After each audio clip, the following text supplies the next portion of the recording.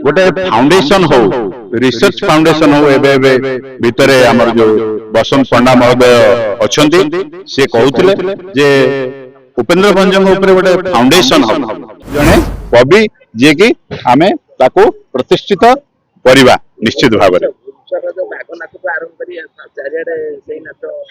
भूमसर बाघ नाच एवं ता सहित आपण देखिए प्रत्येक प्रोग्राम रे हमर शंख बाजुजी ई सब गुड़ा आपण माने देखिथिबे शंख अन्य जिनस मु आशा करूची जे आपण माने याकू प्रचार प्रसार करेबे बहुत गोटे फाउंडेशन हो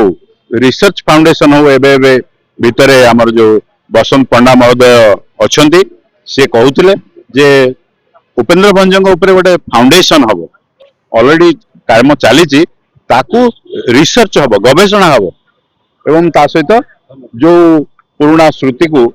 आगु आसीबो एवं पुराना साहित्य एवं संस्कृति केते हमर उन्नत मानर सेटा मध्ये लोकलोचन को आसीबा दरकार ताकू हम प्रयास करबा बहुत बहुत धन्यवाद।